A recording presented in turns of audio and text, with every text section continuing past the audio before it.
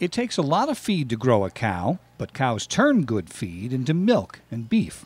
What's left over has always been an issue for farms to deal with, but now this dairy farm in Yates County has a good solution.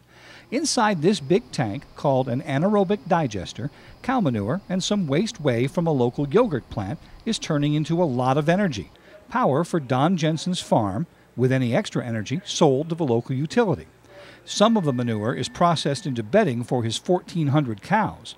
What's left can be used to fertilize crops. So we have the situation where we're avoiding costs on the farm, we're creating a renewable energy for society, and we're lowering costs in the yogurt business all at the same time. Jensen says this digester lowers the farm's carbon footprint, it controls costs, and it sets the farm up for his children to run. The more diversified that we can be, the more things we have out there. If there's one segment of the business that isn't as strong as it needs to be at one point, we have the ability to maybe back it up with something else. New York State support for anaerobic digesters on farms is one of a number of initiatives that grew out of Governor Andrew Cuomo's Yogurt Summit in 2012.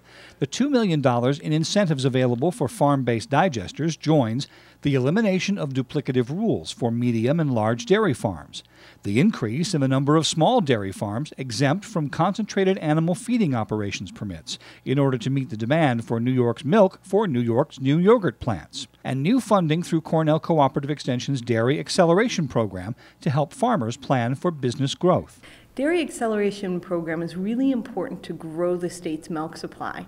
That's super important because when we grow our state's milk supply, we find that we bring more and more jobs into the community. Support for the dairy industry has already produced one major victory. New York in 2012 became the nation's top producer of yogurt. It's been a fantastic opportunity for our smaller state family farms to really look at growing their business for the next generation.